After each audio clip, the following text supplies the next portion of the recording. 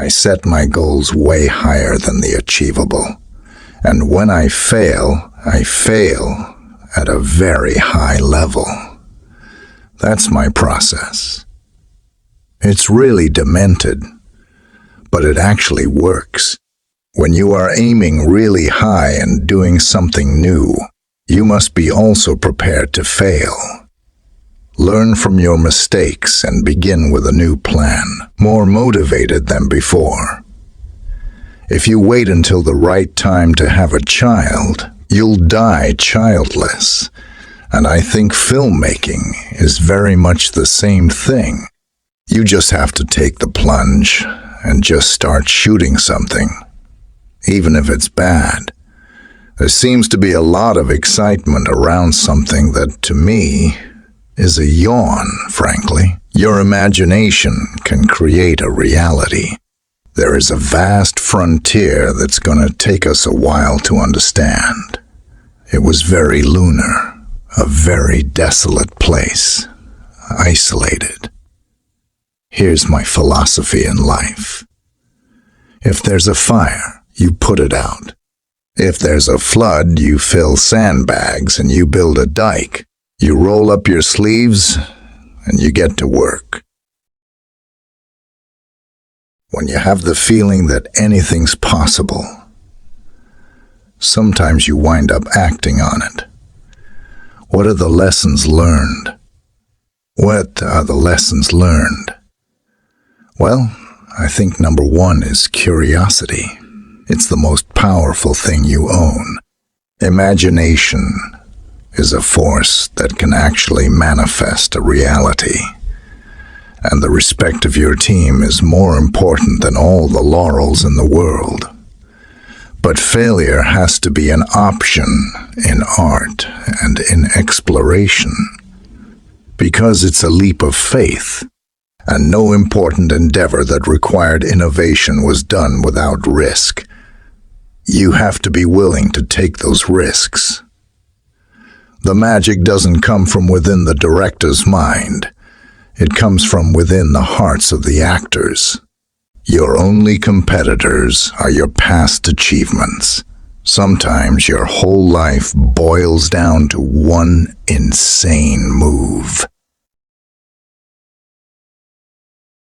Don't get seduced by your own stuff.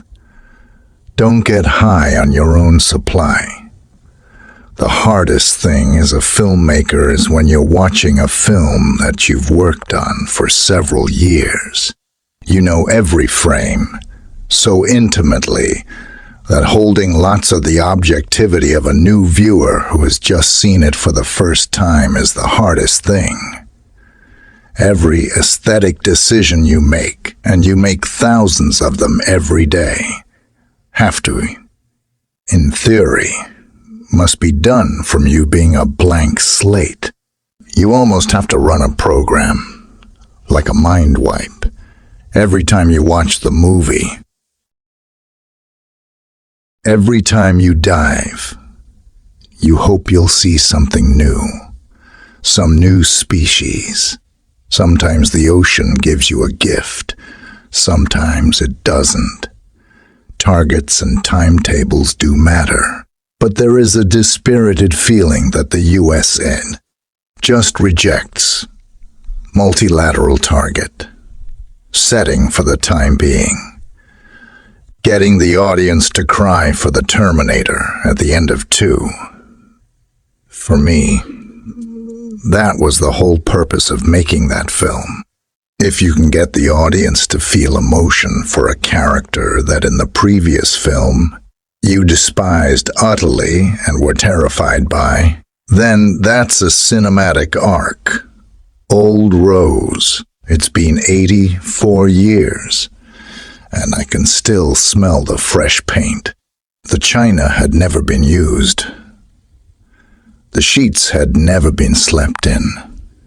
Titanic was called the ship of dreams, and it was. It really was. The future is not set. There is no fate but what we make. We have nightmares. because our brain is running simulations to put us in jeopardy, to see what we'll do, or to acclimatize us to that idea that something bad could happen. It's just how human beings are wired, because the entire time we were evolving, we had to jump quick or the leopard would get us, or whatever it was. It's Darwinian. Inspiration can hit you in the head at any time, in any context. It could happen in a conversation. Talking to someone at a party, you can get an idea, but you've got to remember those inspirations. So my message is in whichever realm, be it going into space or going into the deep sea. You have to balance the yin and yang of caution and boldness, risk aversion and risk-taking, fear and fearlessness. No great accomplishment takes place, whether it be a movie or a deep ocean expedition or a space mission, without a kind of dynamic equipoise between the two. Luck is not a factor. Hope is not a strategy. Fear is not an option.